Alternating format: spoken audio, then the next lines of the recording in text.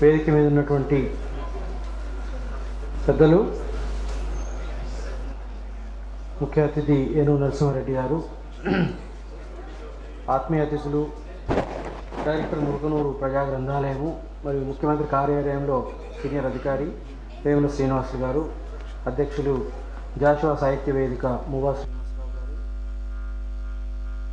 అదేవిధంగా నస్రీం ఖాన్ గారు, వెంగిరాల చక్రవర్తి గారు, సలీం గారు, మోహన కృష్ణ, ఇంకా వేదిక ముందున్నటువంటి సాహితీ ప్రియులు, సాహితీవేత్తలందరికీ కూడా శుభ సాయంత్రం.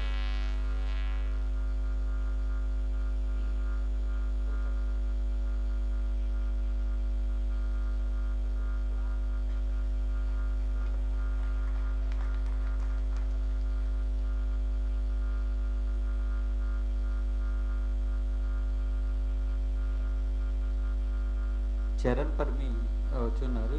ఈ కథల పుస్తకానికి తన బొమ్మలు వేశారు. కథకుడు అయిన చరణ్ పర్మిని వేదిక మీదకి రావాల్సిందిగా ఆహ్వానిస్తుంది. సాయి వంశీ కూడా వస్తుండే. సాయి వంశీని కూడా వేదిక మీదకి రావాల్సిందిగా ఆహ్వానిస్తుంది.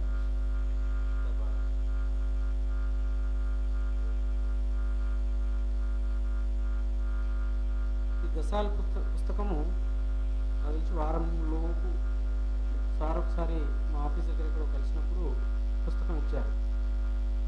పుస్తకం తీసుకెళ్ళి ఇంట్లో పెట్టాను. ఈ గసాలు ఏంటిది, గసగసాలాగా అని నేను అనుకున్నాను. చాలా జోక్గా తీసుకున్నాను. ఇది ఎందుకు పెట్టిన టైటిల్ అనిపించింది. అయితే నేను అపార్ట్మెంటు బాధ్యతలు కూడా చూస్తాను. నేను ఉండే అపార్ట్మెంట్ గత కొన్ని రోజుల నుంచి ఆ చెత్త తీసుకుపోయేటువంటి అబ్బాయి వచ్చి ఇంకెక్కువ పెంచండి, మేము ఇచ్చే డబ్బు సరిపోవట్లేదు, మాకు అక్కడ ఇచ్చే జిహెచ్ఎంసీ వాళ్ళు ఇస్తలేరు, మీరు పెంచాలని. ఇదో నేను ఒక్కరిని తీసుకునే నిర్ణయం కాదు, మరి చేస్తానులే, చూస్తానులే అని చెప్తున్నాను. ఈ మందులో కొన్ని కథలు చదవడం జరిగింది. ఇప్పుడు ముఖ్యంగా ఈ గసాలనే కథ మీద కొంచెం ఆతృత ఉంది. ఏంటి గసాలు అంటున్నారు. తర్వాత రెండోది చెత్తోడు అనేటువంటి ఒక కథను చదివాను. అదేవిధంగా ఇంకా 4 స్టోరీస్ ఇందులో వచ్చి జరిగింది. అందులో ముఖ్యంగా చెత్తోడు అనేటువంటి కథ చదివిన తర్వాత ఈ చెత్తను సేకరించే అబ్బాయి ఇందాక సార్ చెప్పినట్టు డెంగ్యూ ఫీవర్ వచ్చి చనిపోతాడు. ఈ చెత్తే లేకపోతే ఏమవుతుందంటే ఇందులో సార్ చెప్తారు, అలా అనకండి, అంటే చెత్త తీసుకెళ్ళకపోతే చెత్త మీద అతను యజమాని కామెంట్, అనకండి బాబు, చెత్త మనిషి పుట్టినప్పటి నుండి ఉంది, చెత్త మనం కలిసే ఉంటాం, దీన్నే ప్రపంచం అంటాం. చెత్త అంటే మాటలు అనుకున్నారా, ఈ చెత్తే రేపు మనం తినే పంటకు ఎరువవుద్ది, మన నేలకు బలం అవుద్ది అనేటువంటి ఒక వ్యాఖ్యానంలాగా చెప్పి అతను వెళ్ళిపోతాడు. పాపం డెంగ్యూ వచ్చి చనిపోతాడు. ఈ కథ చదివిన తర్వాత నిజంగా ఈ చెత్త తీసుకోకపోతే ఈ మనుషులంతా ఎట్లా బతుకుతారు, అటువంటి వాళ్ళ మీద మనం కనీసం కారుణ్యం ఎందుకు చూపిస్తాము అనేటువంటి ఆలోచన నాకు వచ్చింది. అంటే నేను తీసుకునే నిర్ణయం కాకపోయినా నేను తర్వాత వాళ్ళని ఒప్పిస్తానని చెప్పి వారికి పిలిచి మరీ డబ్బులు ఇవ్వడం జరిగింది. అంటే ఒక కథ ఏం చేస్తుంది, ఒక మనిషిని, ఒక సాహిత్యం మనకు అలవాటు అయితే ఏం చేస్తుంది, ఏ విధంగా మనల్ని ప్రభావితం చేస్తుంది, మంచి నడవడికి లేకపోతే సమాజ పురోగమనం, అంటే అందరూ కూడా మంచిగా బతకాలనేటువంటి ఒక సందేశాన్ని మనకిచ్చి మనల్ని నడిపిస్తుంది అనేటువంటి దానికి ముఖ్యంగా ఇది ఒక మంచి ఉదాహరణ కింద నేను చెప్పదలుచుకున్నాను.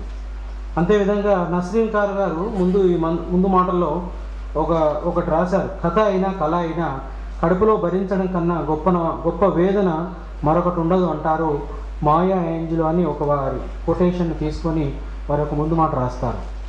అంటే తను ఈ సమాజంలో ఉన్నటువంటి వారిని అన్నింటినీ కూడా సునిశ్చితంగా గమనిస్తున్నారు, తర్వాత దాన్ని ఫీల్ అవుతున్నారు. ఫీల్ అయితేనే కథకుడు బయలుదేరుతాడు, కథకుడు అనేటువంటి వాళ్ళు వస్తారు, కవిత్వమైనా కూడా అంతే.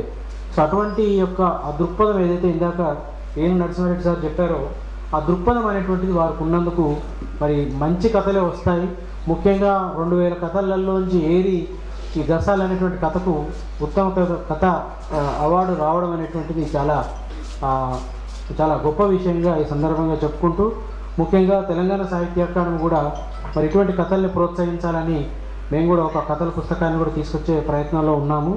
అదేవిధంగా ఇటువంటి పుస్తకాలు ఎవరైనా ఆవిష్కరణ చేసుకోవాలన్నా కూడా, సాహిత్యాన్ని, కథల్ని, కవితల్ని, నవలల్ని ఎవరైనా చేసుకోవాలన్నా కూడా ఒక ప్రభుత్వ సంస్థ నీడలో, ప్రభుత్వ సంస్థలో ప్లాట్ఫామ్ మీద చేసుకోవాలని ఉంటుంది. అటువంటి వారికి ఇటువంటి వేదికలు అనేటువంటివి మేము ప్రోత్సహించేటువంటి కార్యక్రమాలను కూడా చేపడుతున్నాము. మరి ఎవరైనా ఈ సాహితీవేత్తలు ఇంకా విస్తృతపరచాలి, సాహిత్యాన్ని విస్తృతపరచాలి, చదివించాలి అనేటువంటి ఉద్దేశంతో ఈ కార్యక్రమాలను చేపడుతున్నాము. కాబట్టి అందరూ కూడా, సాహితీవేత్తలు అందరూ కూడా ప్రభుత్వం నుంచి ఏం చేస్తుంది, ప్రభుత్వం వాళ్ళు పట్టించుకుంటున్నారా ఏంటి అనేటువంటి యొక్క అనుమానాలు లేకుండా మీరు అటు భాషా సాంస్కృతిక శాఖ మామిడి హరికృష్ణ గారిని కావచ్చు, నన్ను కావచ్చు, మమ్మల్ని సంప్రదిస్తే ఇటువంటి సాహిత్యాన్ని మనం ప్రోత్సహించడానికి, దాన్ని ఆవిష్కరించడానికి చాలా వీలుంటుందని ఈ సందర్భంగా నేను తెలియజేసుకుంటూ ఈ కార్యక్రమానికి నన్ను ఆహ్వానించిందిలో భాగస్వామిని చేసినందుకు ధన్యవాదాలు.